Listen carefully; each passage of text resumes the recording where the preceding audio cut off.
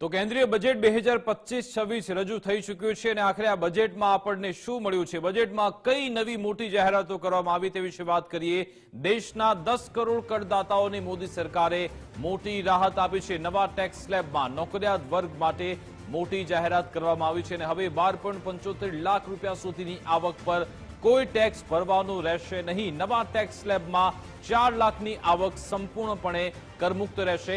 નવા ટેક્સ સ્લેબમાં 4 થી 8 લાખની આવક પર 5% ઇન્કમ ટેક્સ રહેશે। નવા ટેક્સ સ્લેબમાં 8 થી 12 લાખની આવક પર 10% ઇન્કમ ટેક્સ રહેશે। 12 લાખ સુધીની આવક પર કર ન ચૂકવવો પડે તેટલું ટેક્સ રિબેટ મળી રહેશે। ટેક્સ રિબેટ બાદ 12 લાખ સુધીની આવક સંપૂર્ણપણે કરમુક્ત રહેશે। તો 12 થી 15 લાખ સુધીની આવક પર 15% ટેક્સ રહેશે, જ્યારે કે 15 થી 20 લાખની આવક પર 20% ટેક્સ રહેશે। 20 થી 25% સુધીની આવક પર 25% ટેક્સ રહેશે। 25 લાખથી વધુની આવક પર 30% ટેક્સ લાગુ પડશે। તો આ તમે જોઈ રહ્યા છો પહેલા અને હવે શું સ્થિતિ છે। પહેલા જો તમે 50,000 સુધી તમને ટેક્સ રિબેટ મળતી હતી, હવે 10 લાખમાં તમારે કોઈ ટેક્સ ભરવાનો રહેતો નથી। સાથે સાથે તમારી જે આવક છે તે અનુસાર તમે કેટલી બચત કરી શકો છો। સરકારની જાહેરાત એ છે કે નવી ટેક્સ રિજીમમાં જો તમે છો તો 12 લાખ સુધીની આવકમાં તમને સંપૂર્ણપણે તમારી આવક કરમુક્ત રહેશે। તમારે એક પણ રૂપિયો ભરવાનું નહીં રહે, તમને ચોક્કસથી રિબેટ મળી જશે। જોકે અગાઉની ટેક્સ રિજીમ એવું હતું કે 7 લાખ સુધીની આવક કરમુક્ત રાખવામાં આવી હતી અને સરકારનો આ નિર્ણય એટલા માટે છે કે જમીની સ્તરે ઉપરથી લઈ નીચે સુધીના તમામે તમામ જે તબક્કાઓ છે, તમામે તમામ લોકો તેમાં ગોઠવાઈ જાય, તેમાં લોકો તેનો લાભ મેળવી શકે તે માટે આ નિર્ણય કરવામાં આવ્યો છે અને એટલા માટે જ આ નવી ટેક્સ રિજીમમાં આ પ્રમાણેનો ફેરફાર કરવામાં આવ્યો છે। ટેક્સમાં આ મોટી રાહત આપવામાં આવી છે, જે તમે જોઈ શકો છો। ટેક્સની ન્યૂઝ વાત કરીએ, 24 લાખ સુધીની આવક છે તો પહેલા 4.10 લાખ હતો, હવે તે ટેક્સ ઘટી ગયો છે। 10 લાખની જો તમારી ઇન્કમ છે તો પહેલા 50,000 ટેક્સ હતો, હવે શૂન્ય। 15 લાખની આવક છે તો કેટલો ટેક્સ ભરવાનો રહેશે તમે ગ્રાફિક્સની મદદથી તમે સમજી શકો છો અને એ જ ગ્રાફિક્સ તમને સમજાવવાનો પ્રયત્ન કરી રહ્યા છે। તમામે તમામ ડિટેલ્સ જે તમારે સમજવી જરૂરી છે તે આપને બતાવી રહ્યા છે। સરકારની જે આ જાહેરાત છે, કેન્દ્રીય નાણામંત્રી નિર્મલા સીતારમણે આ જાહેરાત કરી છે, જે તમને હવે બતાવવા જઈ રહ્યા છે કે આખરે હવે તમને આ નવી ટેક્સ રિજીમમાં કેવી તમને રાહત મળશે। તો તમે જોઈ શકો છો 10 લાખની જો તમારી આવક છે તો પહેલા 50,000 ટેક્સ હતો, હવે એક પણ રૂપિયો તમને ટેક્સ ભરવાનો રહેશે નહીં, કારણ કે તમને રિબેટ મળી જશે। પરંતુ જો 15 લાખ આવક છે તો 1.40 લાખ ટેક્સ પહેલા હતો, હવે એ ટેક્સ પણ તમારો ઘટી ગયો છે, તમારે ફક્ત 45,000 ટેક્સ ભરવાનો રહેશે।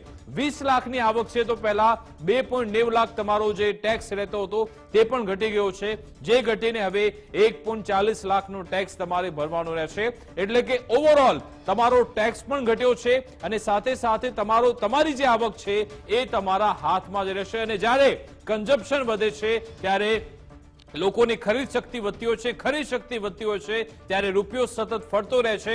માર્કેટમાં જ્યારે રૂપિયો ફરતો રહ્યો છે તેના કારણે આપણી ઇકોનોમી પણ અપ આવતી હોય છે અને આ જ ઇકોનોમીનો પહેલો સિદ્ધાંત છે કે રૂપિયો સતત ફરતો રહેવો જોઈએ, લોકોના હાથમાં પણ રૂપિયા રહેવા જરૂરી છે।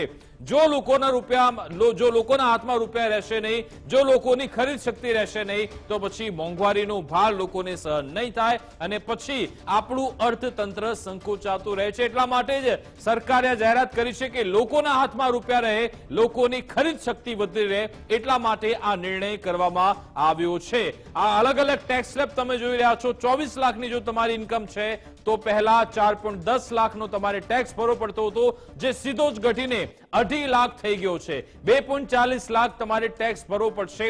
30 લાખની જો તમારી ઇન્કમ છે તો પહેલા 5.90 લાખ ટેક્સ હતો, હવે ફક્ત 4.20 લાખ ટેક્સ ભરવો પડશે। તમારી ઇન્કમ છે 50 લાખ તો હવે તમારે 10 લાખ ટેક્સ ભરવો પડશે। અમારા આઉટપુટ હેડ મુફદ્દલ કપાસી પણ અમારી સાથે લાઈવ જોડાઈ ગયા છે, તેમની સાથેથી સમજીએ। મુફદ્દલ, હવે આ આખી જે ટેક્સ રિજીમ છે એ તમારી પાસેથી સમજવાનો પ્રયત્ન કરીશું।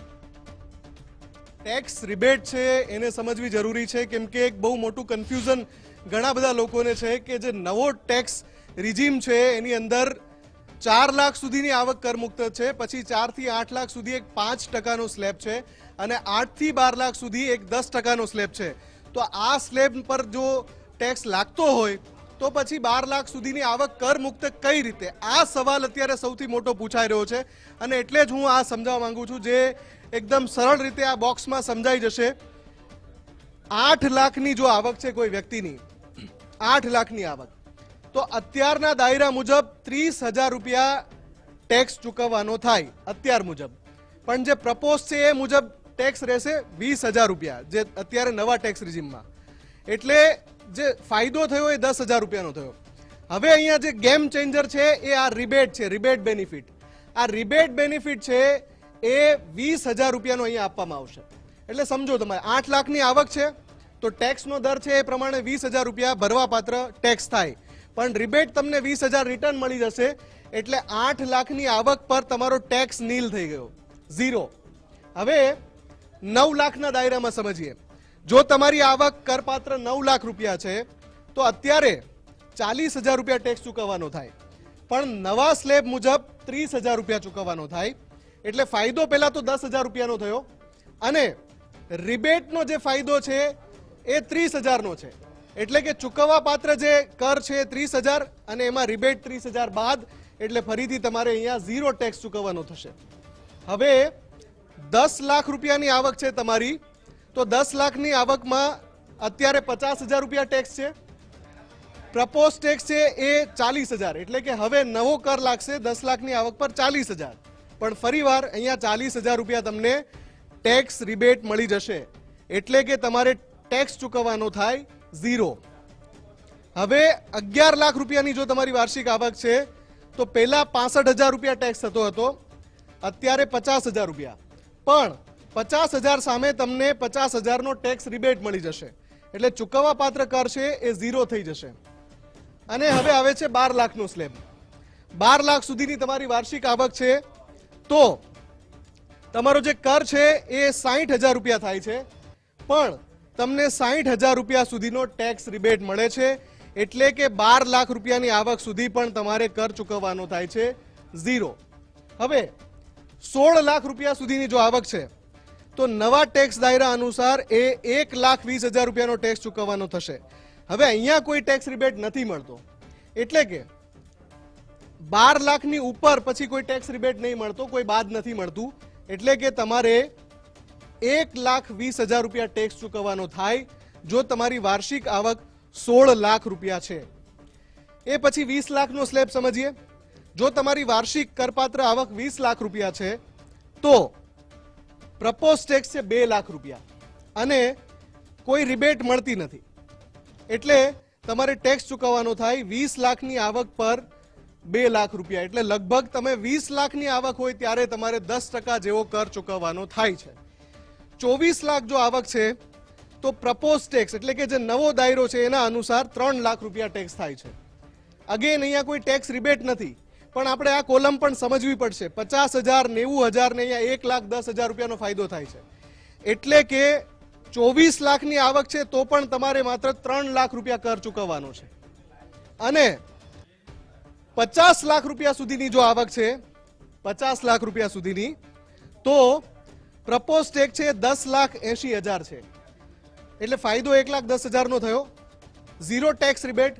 એટલે કે અડધા કરોડની તમારી વાર્ષિક આવક હોય તો તમારે 10,80,000 રૂપિયા જેટલો ટેક્સ ચૂકવવાનો થાય છે. એટલે આ આખું ચિત્ર હવે સંપૂર્ણપણે ક્લિયર થઈ ગયું છે કે ટેક્સ સ્લેબ છે 8 લાખ, 9 લાખ, 10 લાખ, 11 લાખ, 12 લાખ ઉપર આવી રીતે ટેક્સ લાગે છે. પણ તમને આ રિબેટ મળી જાય છે 20,000, 30,000, 40,000, 50,000, 60,000. એટલે કે 8 લાખ, 9 લાખ, 10 લાખ, 11 લાખ કે 12 લાખ રૂપિયાની વાર્ષિક આવક સુધી તમારે કોઈ કર ચૂકવવાનો થતો નથી. જી વિકાસ.